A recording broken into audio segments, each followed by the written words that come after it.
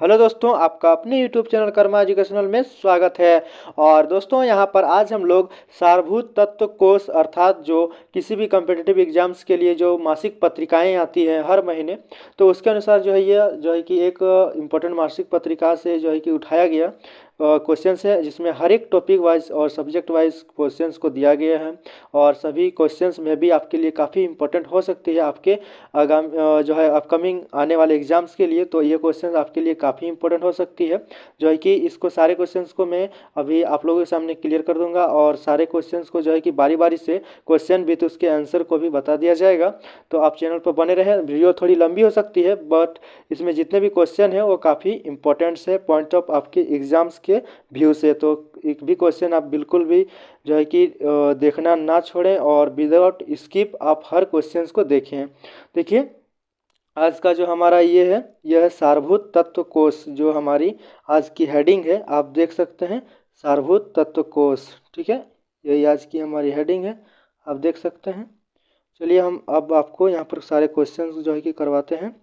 देखिए, पहला जो हमारे पास टॉपिक है वो होगा भारतीय इतिहास एवं संस्कृति। तो इस टॉपिक के आधार पर जितने भी क्वेश्चन हैं इंपॉर्टेंट, चलिए हम उन क्वेश्चंस को देखते हैं। सबसे पहला क्वेश्चन है हमारे पास कि वैदिक कालीन लोगों ने सर्वप्रथम किस धातु का प्रयोग किया था। तो दोस्तों मैं आपको बता दूं कि इन लोगों ने सबसे पहला जो है कि तांबा धातु का प्रयोग किया था। ठीक है, ये चीज़ आपको याद रखनी है। नेक्स्ट क्वेश्चन, महावीर ने जैन संघ की स्थापना कहाँ की थी। तो महावीर ने जैन संघ की स्थापना पावापुरी में की थी, आपको याद रखना है। नेक्स्ट क्वेश्चन, सम्राट अशोक की वह कौन सी पत्नी थी जिसने उसे सबसे ज़्यादा प्रभावित किया था। तो इसकी जो वैसी पत्नी थी जिसने इसको प्रभावित सबसे ज़्यादा किया था, उसका क्या नाम था। तो करुवाकी। ठीक है, करुवाकी जो इसकी पत्नी की नाम थी, और इन्होंने जो इसके सबसे ज़्यादा प्रभावित किया था, आपको याद रखना है। और नेक्स्ट क्वेश्चन देखिए, फोर्थ नंबर, आना सिक्के का प्रचलन किस मुगल सम्राट ने करवाया।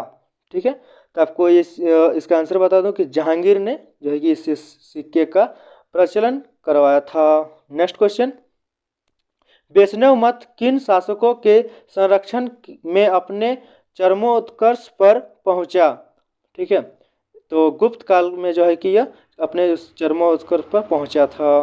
नेक्स्ट क्वेश्चन, चंदेलों की राजधानी कहाँ स्थित थी। तो चंदेलों की राजधानी खजुराहो में स्थित थी। ठीक है, खजुराहो में स्थित थी, आपको याद रखना है। नेक्स्ट क्वेश्चन, दिल्ली सल्तनत के किस सुल्तान ने तुर्कान ए चहिलगानी की स्थापना की थी। तो दोस्तों अगर आपको आंसर पता है तो आप मुझे कमेंट भी कर सकते हैं। ठीक है, और अदरवाइज आपको नहीं पता तो आप देखिए यहाँ पर इसका जो आंसर है वह इल्तुतमिश ने किया था। नेक्स्ट क्वेश्चन देखिए, आप देख सकते हैं, अपने प्रशासन में पश्चिमी प्रक्रियाओं को अपनाने वाला पहला भारतीय शासक कौन था। ठीक है, ये क्वेश्चन को अगर आपको आंसर पता है तो आप मुझे कमेंट कर सकते हैं। देखिए क्वेश्चन नंबर 8, अपने प्रशासन के प्रक्रियाओं को अपनाने वाला पहला भारतीय शासक कौन था। तो टीपू सुल्तान। और यह कहाँ का शासक था। तो मैसूर का, आपको याद रखना है। और इसके पापा का नाम, इसके जो पिताजी थे उनका हैदर अली नाम था। ठीक है, याद रखना है। नेक्स्ट क्वेश्चन, क्वेश्चन नंबर 9, किस मुगल बादशाह को राजा राम मोहन राय को दूत बनाकर लंदन भेजा था। अर्थात किस मुगल बादशाह ने राजा राम मोहन राय को दूत बनाकर लंदन भेजा था। ठीक है, तो इसका जो आंसर है अकबर द्वितीय ने भेजा था। ठीक है, नेक्स्ट क्वेश्चन, वैज्ञानिक समाज। ठीक है, वैज्ञानिक समाज की स्थापना किसने की थी। तो इसकी जो स्थापना की थी वो जो थे सर सैयद अहमद खां। ठीक है, सर सैयद अहमद खां ने वैज्ञानिक समाज की स्थापना की थी। देखिए गाइस, इसी तरह से हमारा जो ये आप देख सकते हैं भारतीय इतिहास एवं संस्कृति का टॉपिक खत्म होता है। और नेक्स्ट टॉपिक क्या है, तो आप देख सकते हैं भारतीय राज्य व्यवस्था एवं संविधान। चलिए इस टॉपिक के सारे इंपॉर्टेंट क्वेश्चन को हम लोग देखते हैं बारी बारी से।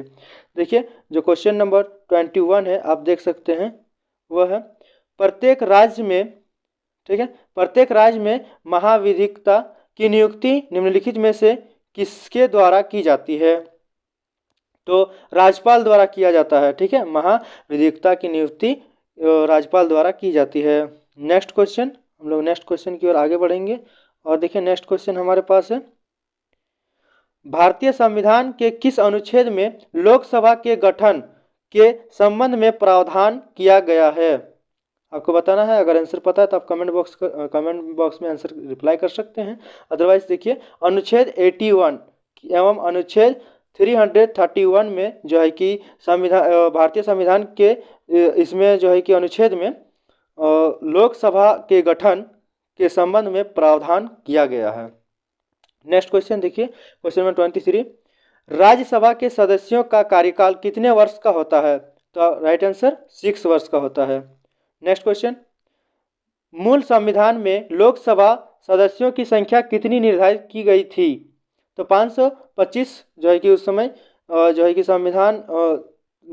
मूल संविधान में लोकसभा सदस्यों की संख्या निर्धारित की गई थी। नेक्स्ट क्वेश्चन, राष्ट्रपति के पद के निर्वाचन हेतु कौन सी पद्धति अपनाई जाती है? तो समानुपातिक प्रतिनिधित्व एवं एकल संक्रमणीय मत पद्धति अपनाई जाती है। नेक्स्ट क्वेश्चन, संघीय मंत्रिमंडल की बैठक का सभापतित्व कौन करता है? ठीक है, तो यह कौन करता है? तो प्रधानमंत्री जो है कि इसकी सभापतित्व करते हैं। नेक्स्ट क्वेश्चन, राष्ट्रीय आपातकाल की उद्घोषणा को संसद के समक्ष उसकी स्वीकृति हेतु रखा जाना आवश्यक है। ठीक है, तो कितने दिन के अंदर? तो 1 माह के अंदर जो है कि इसको रखा जाना आवश्यक होता है। इतने बाद नेक्स्ट क्वेश्चन, राष्ट्रपति पद जो है, ठीक है, प्रेसिडेंट जो पद है का चुनाव किसके द्वारा संचालित किया जाता है? तो मैं आपको बता दूं कि निर्वाचन आयोग द्वारा राष्ट्रपति पद का चुनाव जो है कि संचालित किया जाता है। नेक्स्ट, किस संविधान संशोधन द्वारा पंजाब राज्य को पुनर्गठित करके पंजाब तथा हरियाणा राज्य एवं चंडीगढ़ केंद्र शासित प्रदेश की स्थापना की गई थी? तो मैं आपको बता दूं राइट आंसर 18वां संशोधन द्वारा। ठीक है, अर्थात जो है कि 18वां संशोधन द्वारा यह चीज़ जो है कि इसको केंद्र शासित प्रदेश के रूप में चंडीगढ़ को बनाया गया था। नेक्स्ट क्वेश्चन, भारत सरकार का मुख्य विधि परामर्श जो देता है, ठीक है, तो फिर से देखिए क्वेश्चन को, भारत सरकार का मुख्य विधि परामर्शदाता अर्थात जो सलाह देने वाला, ठीक है, परामर्शदाता कौन होता है? तो भारत का महान्यायवादी, ठीक है, भारत का महान्यायवादी होता है। देखिए गाइस, ये टॉपिक भी खत्म हमारा। अब जो हम नेक्स्ट को टॉपिक और आगे बढ़ेंगे, और नेक्स्ट टॉपिक हमारे पास है राष्ट्रीय स्वतंत्रता आंदोलन। ठीक है, जो राष्ट्रीय स्वतंत्रता आंदोलन है, इस पर जो है कि आधारित सारे क्वेश्चन जो आएंगे। आप देखिए, हम लोग यहाँ पर चलिए क्वेश्चन को बारे बारे पढ़ते हैं। स्वतंत्रता संग्राम के किस क्रांतिकारी को 14 वर्ष की उम्र में फांसी की सजा सुनाई दी गई थी? ठीक है, फांसी दे दी गई थी।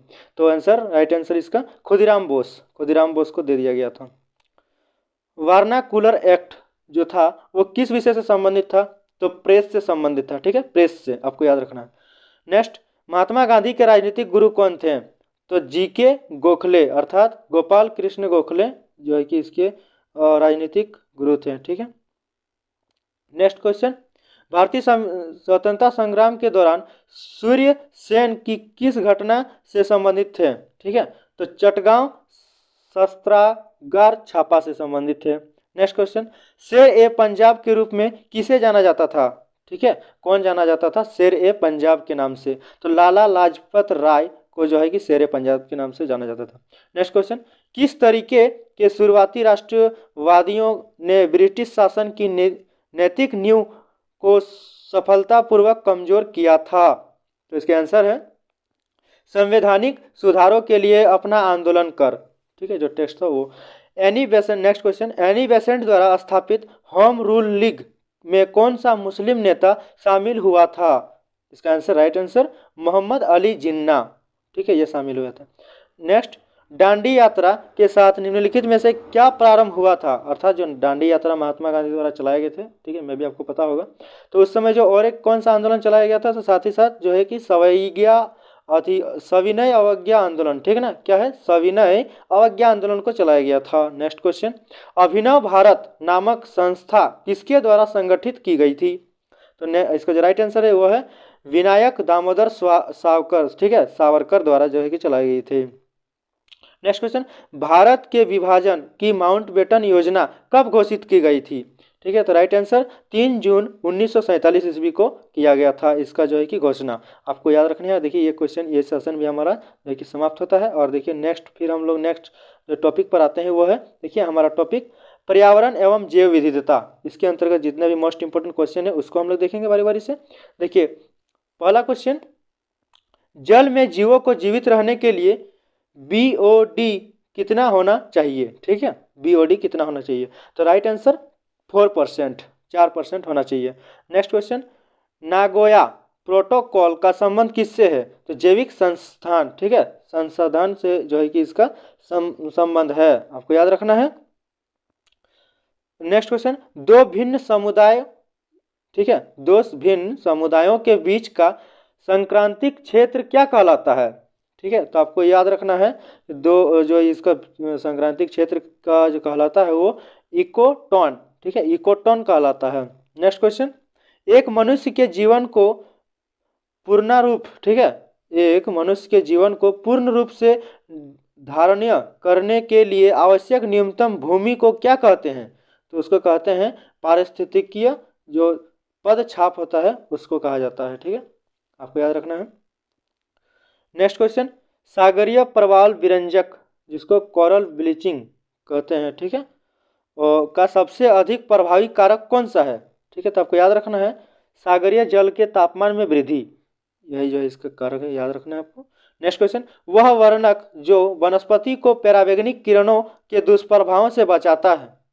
तो फाइको आप देख सकते हैं साइनिन, ठीक है, जो वनस्पतियों को परावैंगनिक किरणों से जो सूर्य से निकलता है उसके दुष्प्रभाव से बचाता है। नेक्स्ट क्वेश्चन, एक परितंत्र, ठीक है, एक परितंत्र में प्रत्येक प्रजाति की विशिष्ट कार्यात्मक भूमिका को क्या कहा जाता है? तो इसका राइट आंसर है निकेत कहा जाता है, आपको याद रखना है। क्या कहा जाता है? निकेत कहा जाता है, आपको याद रखना है। चलिए गाइस, इसी के साथ हम लोग जो है कि नेक्स्ट क्वेश्चन के आगे बढ़ेंगे।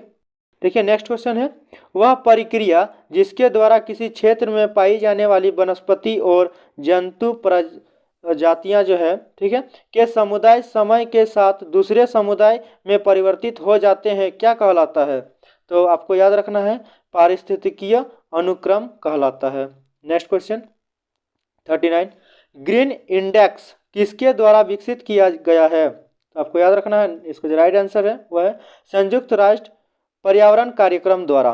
और इस जो है कि इस टॉपिक का सबसे लास्ट क्वेश्चन, भारत में जो है कि देखिए आप देख सकते हैं, भारत में अस्थापित होने वाला पहला राष्ट्रीय उद्यान कौन सा है? ठीक है, तो आपको याद रखना है कार्बनेट जो राष्ट्रीय उद्यान है वह भारत में पहला जो है कि अस्थापित होने वाला जो है पहला राष्ट्रीय उद्यान है। ठीक है, कार्बेट राष्ट्रीय उद्यान। चलिए हम लोग नेक्स्ट टॉपिक पर आते हैं। और हमारा देखिए नेक्स्ट टॉपिक है जलवायु परिवर्तन एवं आपदा। ठीक है, इस पर जो है कि देखिए सारे क्वेश्चन को देखा जाएगा। भारत की जलवायु परिवर्तन पर प्रथम राष्ट्रीय क्रिया योजना जो है क्लाइमेट चेंज एक्शन प्लान किस वर्ष प्रकाशित जो है कि हुई थी? तो राइट आंसर है वर्ष 2008 में, आपको याद रखना है। नेक्स्ट क्वेश्चन, भारत की जलवायु परिवर्तन कार्य योजना जो क्लाइमेट चेंज एक्शन प्लान है इसके तहत कितने मिशनों का उल्लेख किया गया है? तो राइट आंसर है 8 मिशनों का उल्लेख किया गया है। नेक्स्ट क्वेश्चन, भूकंप जो है किस प्रकार की आपदा है? तो भूकंप एक प्राकृतिक आपदा है। नेक्स्ट क्वेश्चन, भारत सरकार द्वारा हिंद महासागर पर निगरानी रखने का कार्य किस सैटेलाइट द्वारा किया जाता है? ठीक है, क्वेश्चन आपका इसका राइट आंसर है गगन द्वारा। ठीक है, गगन सैटेलाइट द्वारा। नेक्स्ट, पश्चिम बंगाल में बाढ़ की विभीषिका जो है वाली कौन नदी है? अर्थात पश्चिम बंगाल में बाढ़ की विभीषिका वाली कौन नदी है? तो दामोदर नदी है। नेक्स्ट क्वेश्चन, सतलज नदी पर कृत्रिम जलाशय बनाया गया है, ठीक है, तो कौन सा? तो गोविंद सागर, इसको जो है कृत्रिम जलाशय बनाया गया है। नेक्स्ट क्वेश्चन, सूखे से बचाव का एक मुख्य तरीका है वर्षा जल संग्रह करना। नेक्स्ट, भूकंप से पृथ्वी की सतह पर पहुंचने वाली सबसे पहली तरंग को किस नाम से जाना जाता है? आपको पता है तो आप कमेंट कर सकते हैं, अन्यथा राइट आंसर जो इसका है वो है पी तरंग। नेक्स्ट, भारत को कितने भूकंपीय क्षेत्रों में बांटा गया है? Right answer 5। नेक्स्ट और लास्ट क्वेश्चन, महासागर के तली पर होने वाले कंपन को किस नाम से जाना जाता है?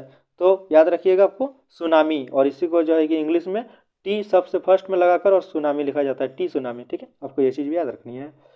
और देखिए इसी के साथ हमारा नेक्स्ट जो टॉपिक है वो स्टार्ट होता है, भारत एवं विश्व का भूगोल।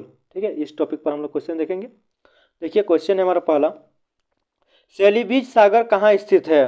तो इसका राइट आंसर है आर्कटिक महासागर या उत्तरी ध्रुवीय महासागर में। नेक्स्ट, जानवरों, वनस्पतियों एवं सूक्ष्म जो जीवों के अवशेष किस प्रकार की चट्टानों में पाए जाते हैं? इसका राइट आंसर है अवसादी चट्टानों में। नेक्स्ट, घोल रंध्र का निर्माण किस प्रक्रम द्वारा होता है? राइट आंसर भूमिगत जल द्वारा। नेक्स्ट, रिफ्ट घाटी झीलों का निर्माण किस प्रक्रम द्वारा होता है? राइट आंसर पटल विरूपण जो है कि प्रक्रम द्वारा। नेक्स्ट क्वेश्चन, विश्व का सबसे व्यस्त समुद्री रास्ता कौन सा है? आपको याद रखना राइट आंसर जो इसके है वो है उत्तरी अटलांटिक महासागर जो है कि सबसे व्यस्त समुद्री रास्ता है।